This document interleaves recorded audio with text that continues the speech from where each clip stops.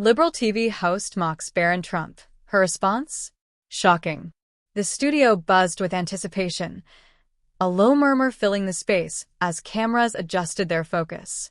The stage lights shone just a bit too brightly, casting a sharp glow over the polished set where Sophia Grant, a seasoned TV host known for her sharp-witted interviews, sat across from Barron Trump.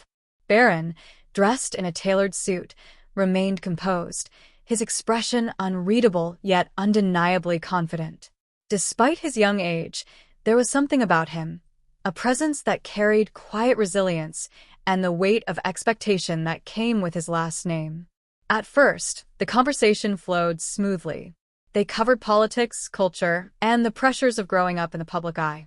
But then, Sophia, always the strategist, shifted gears. With a pointed look, she struck. "Take it off." Her words sliced through the air, sharper than the bright studio lights. The audience froze mid-breath. Barron met her gaze, unwavering. His fingers instinctively touched the small cross pendant resting against his chest. Sophia leaned in, her tone neutral, yet pressing. "You talk about unity, about inclusivity, but isn't that necklace a symbol of exclusivity? A declaration of division?" Silence. The kind that was deafening. Even those who usually champion Sophia's bold questioning shifted in their seats. This wasn't just a debate, it was a demand. Barron didn't flinch. He didn't rush to respond. Instead, he let the moment settle, allowing the weight of her words to linger. But before he could even speak, the tension had already shifted. This was no longer just about a necklace, it was about something deeper. The hush stretched so long that the hum of overhead lights became audible. Cameras zoomed in, catching every flicker of expression, every subtle reaction. The audience, normally quick to laugh or murmur in agreement with Sophia's sharp commentary, hesitated. Did they side with her demand, or recoil at the blatant challenge? Across from her, Barron Trump sat, one hand resting lightly on the small silver cross pendant that had unexpectedly become the focal point of the interview. His other hand remained on the armrest, fingers relaxed, betraying none of the tension hanging in the air. Sophia didn't smile. She wasn't the type to hesitate, and she certainly wasn't the type to back down. Leaning forward, she repeated herself, her voice controlled but pressing. "Take it off, Barron." This time, it wasn't just a statement, it was an order. The audience stirred uncomfortably, exchanging uncertain glances. Challenging someone on policy? Expected. Questioning opinions? Fair game. Even family history was up for discussion. But this was different. Barron exhaled slowly. Still not answering.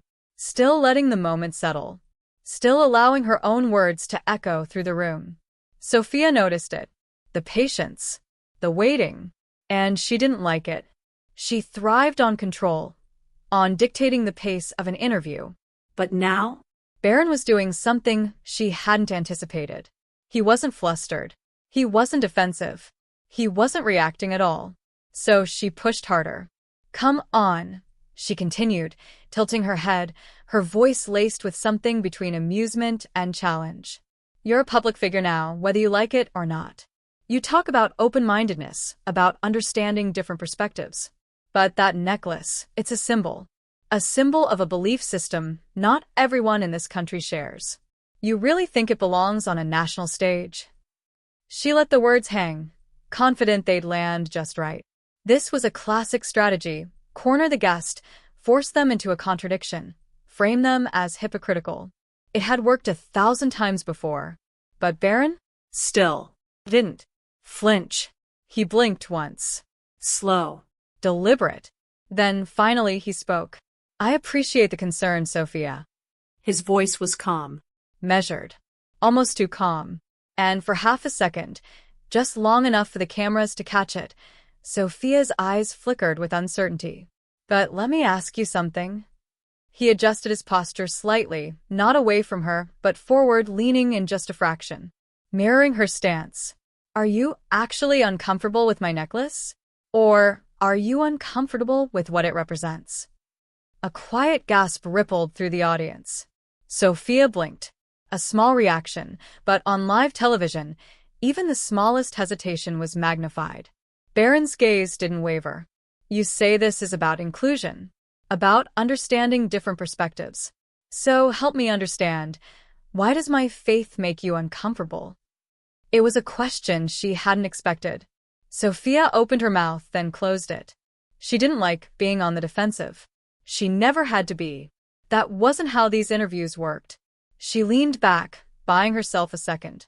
Then, she forced a smile, a tight, practiced expression that didn't quite reach her eyes. This isn't about your faith, she said smoothly. It's about the message it sends. Barron raised an eyebrow just slightly. The message it sends? Sophia nodded. Public figures shape public culture, Barron. You know that better than anyone.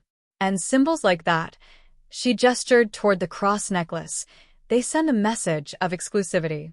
They suggest one belief system holds more weight than the rest. Barron listened, nodding as she spoke. When she finished, he waited, just long enough to make it clear. He wasn't reacting emotionally. He was considering. Then, finally, interesting. A pause. So, if someone wore a rainbow pin on the stage, would you ask them to take it off? The sharp inhale rippling through the audience was nearly audible. Sophia's expression barely shifted, but Barron caught it. The slight straightening of her back. The subtle flex of her fingers against the cue cards. She had just walked into a trap. That's different. Her tone cooled. Barron tilted his head slightly. Is it? Another murmur spread through the audience. Sophia pursed her lips, exhaling through her nose. This isn't about other symbols, Barron.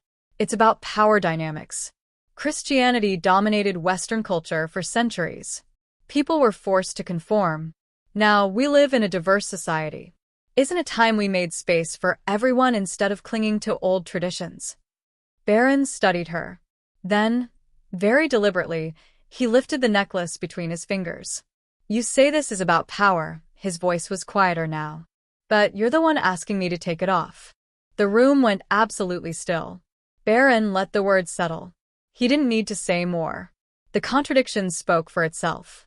And Sophia? Her expression remained composed, but something flickered in her eyes. Frustration, maybe. She knew what was happening. He was flipping the dynamic. He wasn't angry. He wasn't defensive. He was staying calm, deliberate, unshaken.